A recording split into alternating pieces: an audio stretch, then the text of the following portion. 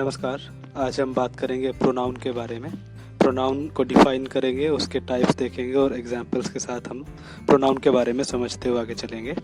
तो प्रोनाउन को अगर हम इंट्रोड्यूस करें तो a pronoun functions the same as a noun in that it replaces a person, place और थिंग, और it can be an idea as well.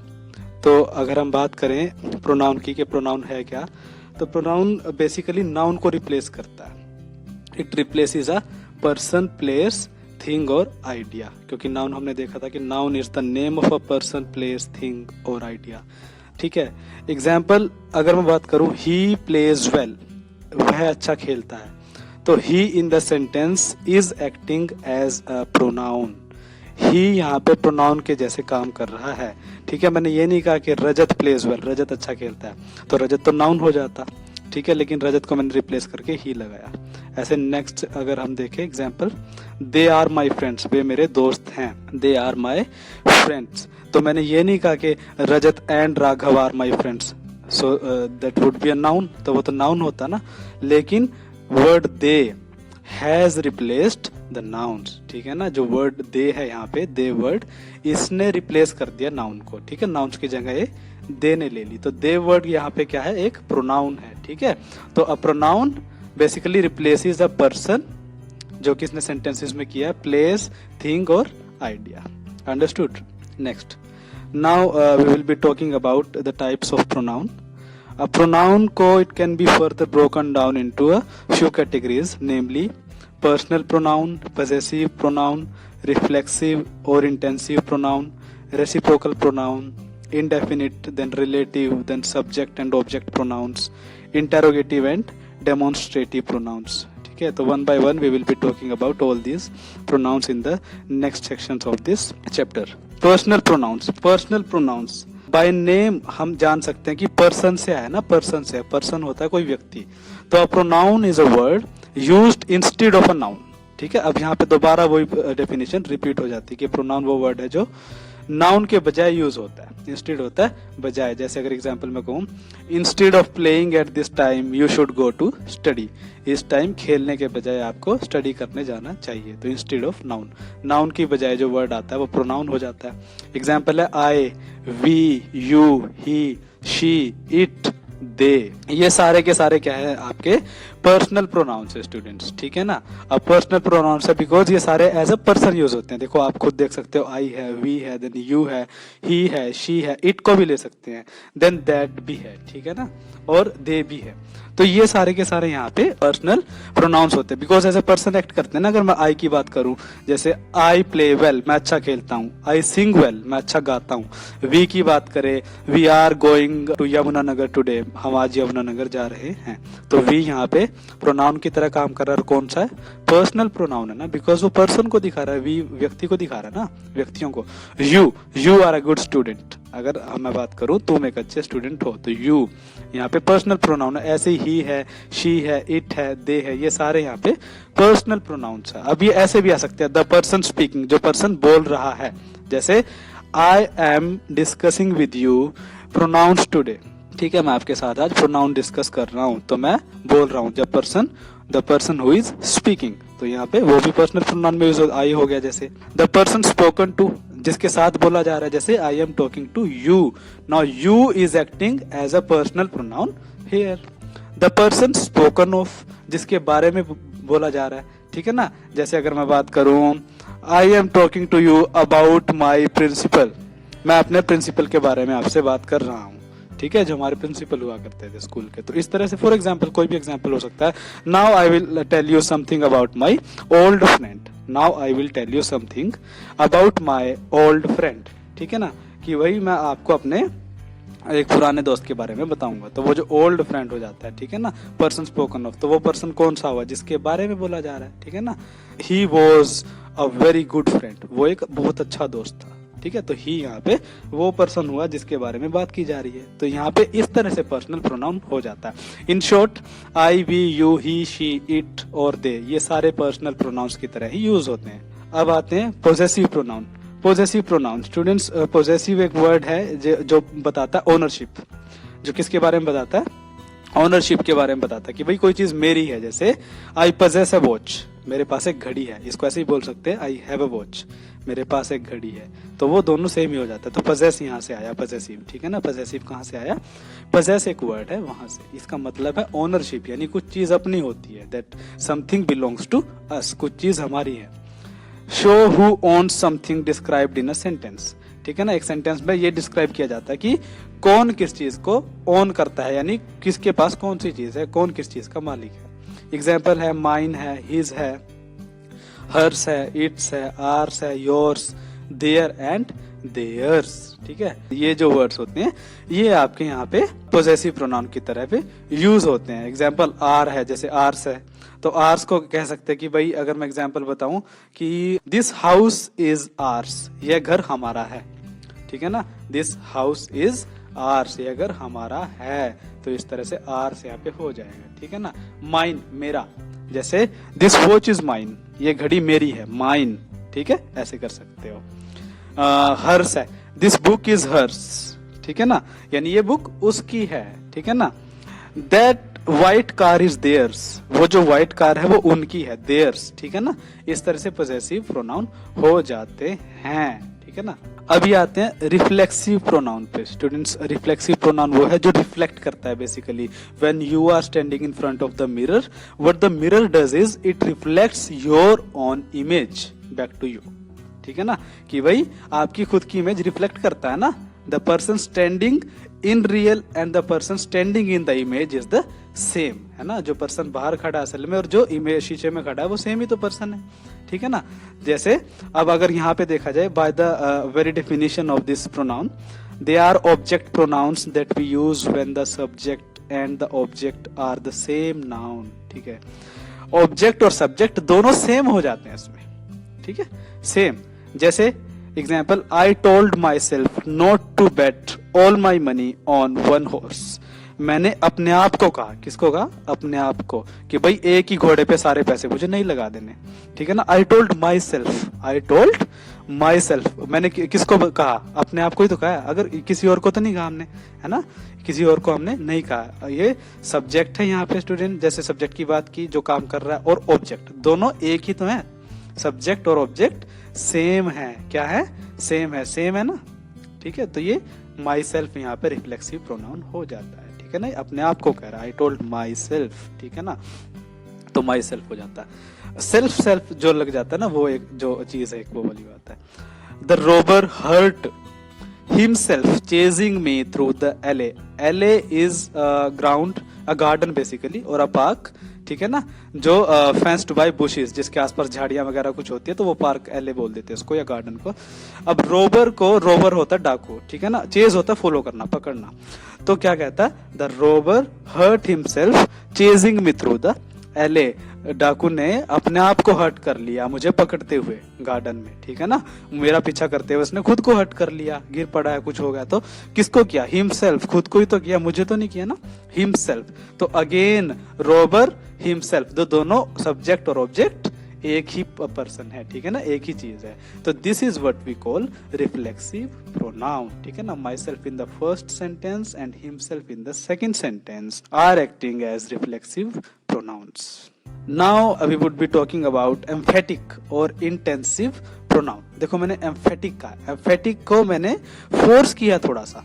Emphatic word कहाँ से आया स्टूडेंट्स, एम्फेसाइज से। एम्फेसाइज होता है कुछ जोर दे के कोई बात बोलना, थोड़ा फोर्स दे के कोई बात बोलना, ठीक है ना। लाइक फॉर एग्जांपल, हम जब अपनी बात को, we are trying to convince others, है ना, दूसरों को अपनी बात मनाने के लिए, कि हाँ भाई उसको समझ आ जाए, what I am trying to make you understand, जो मैं आपको समझाना चाह रहा हूँ तो आपको समझ आ जाए, तो I would be sometimes emphasizing my own sentences, my own words, तो उनको मैं जोर दे के बोल रहा हूँ कोई बार, ऐसा समझाने के लिए, सिर्फ with the purpose of making the person understand, ठीक है। अब ऐसे मैंने बता दिया आपको कि जोर दे के बोलना किसी बात को, तो उसको एम्फेटिक हो गया, ठीक है ना। इंटेंसिव भी वही हो गया, वो एज ए सिनोनिम यूज हो जाता है। अब these pronouns are used to emphasize a noun और प्रोनाउन, ठीक है ना, एक नाउन या प्रोनाउन को एम्फेसाइज करना, यानी जोर दे के बोलना।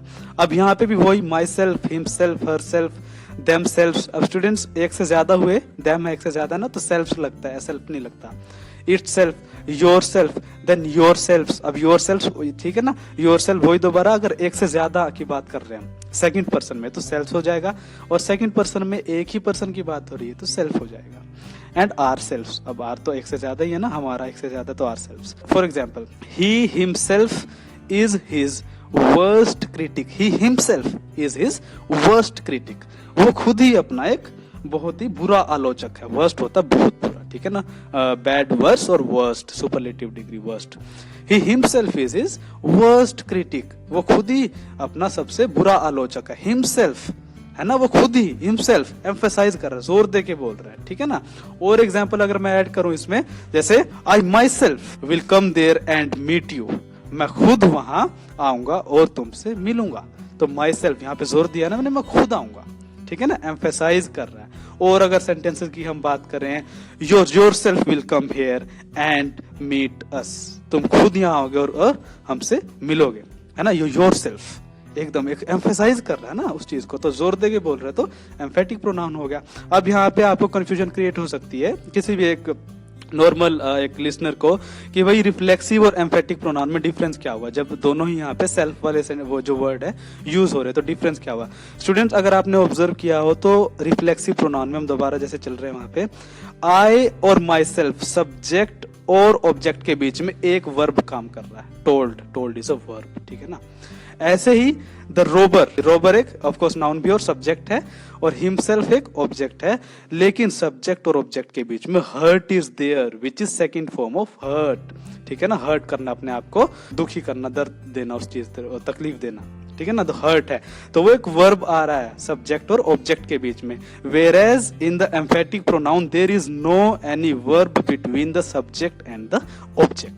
ये सब्जेक्ट है ही, हिमसेल्फ है ऑब्जेक्ट, बीच में कोई वर्ब यहाँ पे काम नहीं कर रहा, तो यहाँ पे himself is acting as an emphatic pronoun, ठीक है. Whereas in the reflexive pronoun myself और himself they are acting as reflexive pronoun. Reason क्या है, सब्जेक्ट और ऑब्जेक्ट के बीच में वर्ब आ रहा है यहाँ पे, तो इसलिए वो रिफ्लेक्सिव हुआ, ठीक है ना. तो रिफ्लेक्सिव और एम्फेटिक के बीच में जो ग्रामेटिकल जो डिफरेंस होता है वो मैंने आपको बता दिया, और मतलब का जो है वो भी आपको मैंने चलते चलते इसमें बताया है जब हमने टॉपिक के बारे में बात की. जैसे आई टोल्ड माई सेल्फ, यानी मैंने खुद को बताया, यानी जिसमें सब्जेक्ट और ऑब्जेक्ट दोनों सेम होता है. द रोबर हर्ट हिमसेल्फ, उसने खुद को हर्ट कर लिया, ठीक है ना. और एम्फेटिक में जोर दे के बोलना, ही himself is his worst critic. वो खुद ही अपना एक सबसे बुरा आलोचक है, ठीक है ना. I myself will come and meet you, मैं खुद आऊंगा और तुमसे मिलूंगा. तो इस तरह से वो होता है. Next, demonstrative pronoun. डेमोन्स्ट्रेट करता है स्टूडेंट्स, कोई भी संकेत करता है, इशारा करता है किसी चीज की तरफ. अगर हम डेफिनेशन की तरफ देखें, demonstrative pronouns are used to show or identify one or a number of nouns that may be far or near in distance or time. उन चीजों की तरफ संकेत करता है या उन चीजों को दिखाने या पहचानने की कोशिश करता है जो कि दूर हो सकती है, मे be far or near in distance or time, ठीक है ना. डिस्टेंस में फासले में, हमसे थोड़ी दूर, या टाइम के हिसाब से कुछ साल पहले या उस तरह से. तो डेमोन्स्ट्रेटिव प्रोनाउन का अगर एग्जांपल हम बात करें, that is a beautiful horse. Now you see a horse standing a bit far from you. आपसे थोड़ी दूर खड़ा है. हाउस, एक मकान है, ठीक है, आपसे थोड़ी दूरी पर है, तो आपने वो देखा तो आपने क्या कहा, you are impressed by seeing that house. तो आपने एकदम से कहा that is a beautiful house, वो एक बड़ा खूबसूरत घर है. तो दैट यानी you are demonstrating towards that house, ठीक है ना. आप इशारा कर रहे हो उस चीज की तरफ, है ना. That is a beautiful house, ठीक है. तो ऐसे समझ आ जाएगा आपको, मुझे उम्मीद है. ऐसे अगर हम और बात करें सेंटेंस की, जैसे अगर दिस है, this can also act as a demonstrative pronoun. For example, this is my bag. Now a bag is lying on the table and you are standing near the table and you are trying to convey to someone else that this is my bag. ये मेरा bag है. This bag belongs to me. I mean to say, ठीक है ना. This, ये bag मेरा है, table पे रखा, आप खड़े तो क्या करोगे, पास है ना आपके. दिस उन ऑब्जेक्ट्स को संकेत करने के लिए हो जाएगा जो आपके पास हैं, और दैट थोड़ा दूर हो जाएगी, ठीक है ना. तो दिस इज माई बैग, तो दिस यहाँ पे डेमोन्स्ट्रेटिव प्रोनाउन हो जाएगा. ऐसे दे है, they can also be used to show an unspecified quantity in a sentence. अब दे भी यूज कर सकते हैं डेमोन्स्ट्रेटिव प्रोनाउन के लिए, ठीक है ना. जैसे दे आर माई फ्रेंड्स, अगर एक से ज्यादा है पर्सन है सपोज, और आपसे थोड़ी दूरी पे खड़े हैं, तो आप क्या कहोगे? दैट नहीं कहोगे वहां पे, आप कहोगे they, and then they are my friends. It can be like that, उस तरह से हो सकता है, ठीक है ना। दे आर माई फ्रेंड्स, आप संकेत कर रहे हो दे, एक से ज्यादा है, प्लूरल है और आपसे थोड़ी दूरी पे है, तो वो दे। अब ये नहीं पता 1 है, 2 है, 3 है, अनस्पेसिफाइड क्वांटिटी है ना, पता नहीं है कि भाई कितनी है, एक दोस्त है, 2 दोस्त है, 3 खड़े हैं, 4 खड़े हैं, तो एक से ज्यादा, लेकिन 2 3 4 ये नहीं बता रहे आप जस्ट कह रहे हो दे आर माई फ्रेंड्स। तो दे यहाँ पे डेमोन्स्ट्रेटिव प्रोनाउन हो जाएगा, क्योंकि यहाँ से आप डेमोन्स्ट्रेट कर रहे हो ना, इशारा कर रहे हो, एक बता रहे हो, ठीक है ना। ऐसे ही इनडेफिनिट प्रोनाउन। अब स्टूडेंट्स, इनडेफिनिट प्रोनाउन अगर हम बात करें, इनडेफिनिट 2 वर्ड्स होते हैं, डेफिनिट और इनडेफिनिट। अभी डेफिनिट होता है निश्चित, बिल्कुल डेफिनिट, ठीक है ना।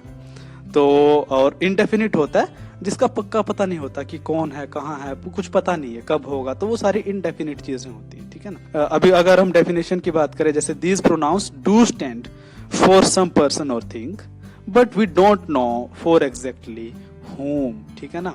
किसी पर्सन या किसी चीज को ही दिखाते हैं, किसी व्यक्ति या किसी वस्तु को ही दिखाते हैं, लेकिन किस पर्सन, किस व्यक्ति को दिखाते हैं, फॉर एग्जैक्टली होम, ये हमें नहीं पता, वी डोंट नो दिस, ठीक है ना।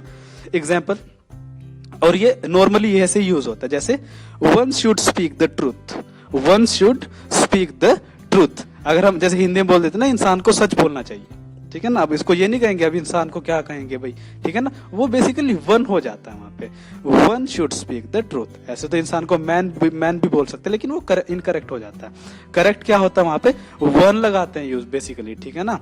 One should speak the truth, इंसान को हमेशा सच बोलना चाहिए। और जैसे अगर हम बेसिकली बात करें, हमें कड़ी मेहनत करनी चाहिए, ठीक है ना, तो ऐसे नहीं कहेंगे वी वर्क हार्ड, ये ठीक है, लेकिन ये कॉमन नहीं, एक एग्जैक्ट नहीं होता, उसको बोलते basically one should work hard, इंसान को कड़ी मेहनत करनी चाहिए, तो वन वहां पे हो जाता है। अब वन कौन है ये नहीं पता ना कि भाई किसका नाम ले रहे, लेकिन वन है, तो ये इनडेफिनिट प्रोनाउन हो जाएगा students. In the next sentence, somebody immediately called the doctor, किसी ने तुरंत एक डॉक्टर को, मतलब तुरंत डॉक्टर को बुलाया, ठीक है ना। जैसे अगर मैं हूं, या फिर there was some person lying on the road injured by an accident and somebody came, saw him and he immediately called the doctor, उसने, वो आया, उसने देखा उसको, इंजर्ड आदमी को, और उसने इमीडिएटली डॉक्टर को बुलाया, तो somebody immediately called the doctor.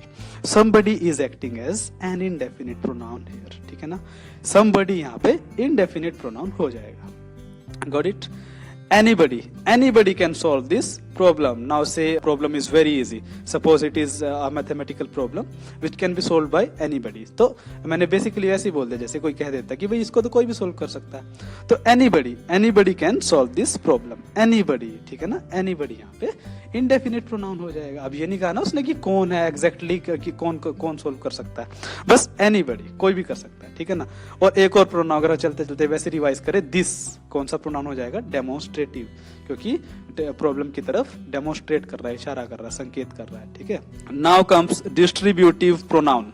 अभी डिस्ट्रीब्यूट वर्ड से आया है डिस्ट्रीब्यूटिव। अब डिस्ट्रीब्यूटिव क्या होता है, डिस्ट्रीब्यूट करना, बांटना, डिस्ट्रीब्यूट करना, है ना। तो अगर इसको डेफिनेशन से देखें, these pronouns refer to individual elements in a group or a pair, one individual at a time. कोई ग्रुप या पेयर है, लेकिन उसमें से एक इंडिविजुअल को एक टाइम पे हम एड्रेस कर रहे हैं। Example, each of the boys gets a prize, ठीक है, each of the boys gets a prize, हर एक लड़के को प्राइज मिलता है। तो ईच ऑफ द बॉयज, अब बॉयज क्या हुआ यहाँ पे, ग्रुप हो गया, एक ग्रुप हो सकता है ना, और पेयर भी हो सकता है, एक से ज्यादा है ना बेसिकली, लेकिन इसमें से हम क्या करेंगे, वन इंडिविजुअल एलिमेंट को उठा लिया, वन इंडिविजुअल यानी एक को, ईच, हर एक को, ठीक है ना, एक यहां से उठाया, तो फिर ईच क्या हुआ यहाँ पे, डिस्ट्रीब्यूटिव प्रोनाउन हो जाएगा। क्या हो जाएगा, डिस्ट्रीब्यूटिव प्रोनाउन। अब देखो यहाँ से डेफिनेशन, इंडिविजुअल एलिमेंट्स जो कि ग्रुप में रखे गए, अब ग्रुप में बॉयज है, जैसे ग्रुप हुआ ना, लेकिन बॉयज में से हर एक की बात कर रहा है, एक की बात कर रहा है, यानी प्रत्येक को, ठीक है ना, ईच का मतलब प्रत्येक को। तो ईच यहाँ पे इंडिविजुअल एलिमेंट हो गया ना, एक इंडिविजुअल होता है, अकेला उठा लिया ना हमने लड़कों में से, तो ईच ऑफ द बॉयज यानी एक को प्राइज मिलेगा, ठीक है ना, ये प्राइज मिलता है, गेट्स अ प्राइज और विल गेट अ प्राइज, तो ऐसे हो जाएगा। तो ईच यहाँ पे डिस्ट्रीब्यूटिव प्रोनाउन हो जाएगा, ठीक है ना, ग्रुप में से एक को उठा लिया यानी एक को, उस तरह से। ऐसे ही either of these roads leads to the railway station, ठीक है।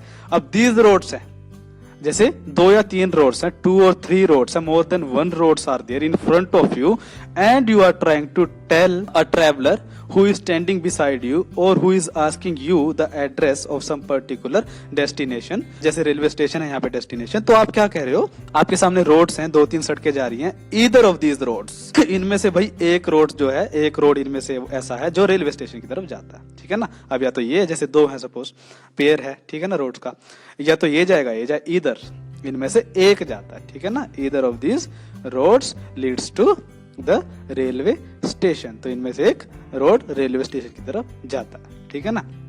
तो इस तरह से आप इसको कह सकते हो। और ऐसा भी नहीं है कि इधर को सिर्फ एक के सेंस में यूज, सिंगुलर के सेंस में यूज करें, कभी कभी सेंटेंस का कॉन्टेक्स्ट ऐसा होता है कि इधर को दोनों के सेंस में भी यूज हो जाता है, ठीक है ना। लेकिन यहाँ पे क्योंकि डिस्ट्रीब्यूटिव प्रोनाउन की बात कर रहे हैं, तो ईदर यहाँ पे एक को दिखा रहा है, इनमें से ईदर ऑफ दीज रोड्स, इन रोड्स में से एक रोड ऐसा है जो रेलवे स्टेशन की तरफ जाता है। तो एक यानी इंडिविजुअल, एक होता है इंडिविजुअल, ठीक है ना, इंडिविजुअल का मतलब वही होता है। और ऐसे इंडिविजुअल व्यक्ति को भी ले लेते हैं, तो इंडिविजुअल, वन है ना, एक इंडिविजुअल को ले लिया, तो एक को यहाँ पे ले लिया, ठीक है ना, और एक को ही इनमें से ले लिया, जैसे रोड्स में से ले लिया, ठीक है ना, ईदर ऑफ दीज रोड्स, ठीक है ना, तो ईदर यहाँ पे एक, और एक रोड इनमें से रेलवे स्टेशन की तरफ जाता है। तो each in the first sentence, either in the next sentence are pointing to the distributive pronoun. Next is reciprocal pronoun. Reciprocal pronoun, reciprocal students वो होता है जैसे अगर हम रेसिप्रोकेट करते हैं, जैसे someone has paid a visit to my home, किसी ने कोई विजिट की है मेरे घर पे, तो in return I will also be paying a visit to his और हर होम, तो इसको रेसिप्रोकल एक्शन बोल दिया, यानी उसने जो किया मैंने भी उसी तरह से उसको ट्रीट कर दिया, तो रेसिप्रोकल, ठीक है ना। अब क्या करेंगे, एग्जाम्पल मतलब जैसे बाय वेरी डेफिनेशन, अगर हम डेफिनेशन की बात करें, each and one really belong to the subject, other and another are objects, but each other and one another have become compound pronouns and are called reciprocal pronouns, ठीक है। तो reciprocal pronouns का दूसरा नाम compound pronouns यहाँ पे आ जाता है। एग्जाम्पल, यहाँ से आपको और क्लैरिटी मिलेगी। The brothers quarreled with each other, the brothers quarreled with each other, देखो each other, एक दूसरे के साथ उन्होंने झगड़ा किया, तो each other यहाँ पे क्या काम कर रहा है, रेसिप्रोकल प्रोनाउन, ठीक है ना, रेसिप्रोकल प्रोनाउन, एक दूसरे के साथ उन्होंने झगड़ा किया। They all gave evidence against one another, एक दूसरे के खिलाफ उन्होंने क्या दिए, एविडेंस, ठीक है ना, गवाह दिए, तो वन अनदर, अब फिर एक दूसरे के खिलाफ हो गया, ठीक है ना, उसने इसके खिलाफ, उसने उसके खिलाफ, तो यानी रेसिप्रोसिटी यहाँ पे नजर आ रही है, यानी जिस जैसा एक ने किया एक के साथ, तो दूसरे ने वैसा पहले के साथ कर दिया, तो इस तरह से, ठीक है ना। तो each other in the first sentence, then one another in the next sentence are acting as reciprocal pronouns. Got it? Then comes the last one which is relative pronoun. Relative pronoun, relative pronoun यानी relate करता है students, ठीक है ना। यहां से अगर समझोगे तो आपको इजी हो जाएगा समझने में, रिलेट करता है। जैसे पहले हम डेफिनेशन देखते हैं, फिर एग्जांपल से आपको क्लैरिटी मिल जाएगी कि कैसे हम what I am trying to convey here, मैं क्या आपको बताना चाह रहा हूं। These pronouns are used to connect a clause और फ्रेज टू अ नाउन और pronoun. These are who, whom, which, whoever, whose है, देन whichever है, देन that है। तो ये जो वर्ड्स हैं ये बेसिकली रिलेटिव प्रोनाउन है, ये रिलेट करते हैं स्टूडेंट्स, ठीक है ना। रिलेट करेंगे नाउन से जो इनसे पहले आता है, ठीक है ना, एंटीसीडेंट बोल देते हैं बेसिकली। अब हम एग्जांपल की तरफ देखते हैं, जैसे she will choose the colour which looks good on everyone, ठीक है ना, वो कलर चूज करेगी जो हर एक पे अच्छा लगता है, ठीक है ना। Choose the colour which looks, जो कि हर एक पे अच्छा लगता है, ठीक है ना। कलर एक नाउन हुआ, विच किससे रिलेट कर रहा है, किसकी बात कर रहा है, विच कलर की तो बात कर रहा है। वो कलर चूज करेगी जो कि हर एक पे अच्छा लगता है। तो विच क्या दिखा रहा है, कलर को दिखा रहा है ना। तो विच कलर एक नाउन है, रिलेट कर रहा है, रिलेटिव प्रोनाउन हुआ ना, तो विच यहाँ पे रिलेटिव प्रोनाउन हो जाएगा, ठीक है ना। विच यहाँ पे रिलेटिव प्रोनाउन हो जाएगा क्योंकि ये नाउन से रिलेट कर रहा है, ठीक है ना, रिलेटिव है। वो रंग जो कि which looks good on everyone, ठीक है ना। Next, she is complaining to whoever she comes across nowadays, कि भाई आजकल जो भी उससे मिलता है, नहीं जिससे भी वो मिलती है आजकल उसी से वो शिकायत करने लगती है, नहीं उसी से शिकायत कर रही है आजकल, ठीक है ना। तो whoever जो भी, ठीक है ना, जो भी मतलब जो भी उससे मिलता है आजकल, यानी जिससे भी वो मिलती है या जो भी उससे मिलता है तो उससे वो शिकायत करती है आजकल, ठीक है ना। whoever, ठीक है ना, whoever रिलेट कर रहा है, ठीक है ना, whoever क्या कर रहा है, रिलेट कर रहा है अगेन यहाँ पे, ठीक है ना। तो whoever भी यहाँ पे रिलेट कर रहा है तो रिलेटिव प्रोनाउन हो जाएगा, ठीक है ना। तो इस तरह से इसको कर सकते हैं। और भी एग्जांपल अगर हम बात करें, विच एवर है सपोज, ठीक है ना, फॉर एग्जांपल आई से you can choose which ever colour you want, ठीक है। तुम कोई भी कलर चूज कर सकते हो जो कि आप चाहते हो, ठीक है ना, कोई भी कलर जो आप चाहते हो आप चूज कर सकते हो, तो विच एवर ऐसे हो जाता है, ठीक है ना, इस तरह से कर सकते हो। हु एक ऐसा वर्ड है, जैसे रिलेटिव प्रोनाउन एग्जांपल मैं दूं, this is the same person who helped me yesterday, this is the same person who helped me yesterday, यानी वो वही आदमी है, ये वही आदमी है जिसने मेरी कल मदद की थी, ठीक है ना। हु रिलेट कर रहा है ना पर्सन से, सेम पर्सन, पर्सन से रिलेट कर रहा है, हु हेल्प्ड मी यस्टरडे जिसने मेरी कल हेल्प की थी, तो हु यहाँ पे रिलेटिव प्रोनाउन हो जाता है, ठीक है ना, ऐसे कर सकते हो। whom भी है, whom साथ जैसे you are the very person whom I met yesterday, आप वही इंसान हो जिससे मैं कल मिला था, ठीक है। ऐसे तो इस तरह से रिलेटिव प्रोनाउन रिलेट करते। तो स्टूडेंट्स आई होप आपको क्लियर हो गया होगा as what is relative pronoun, ठीक है। So I hope by now you are clear with each and every kind of pronoun, and I am hopeful that I have been able to make you understand as to what a pronoun is, what kinds of pronouns are there, and how we can use those pronouns making the sentences. So thank you very much again.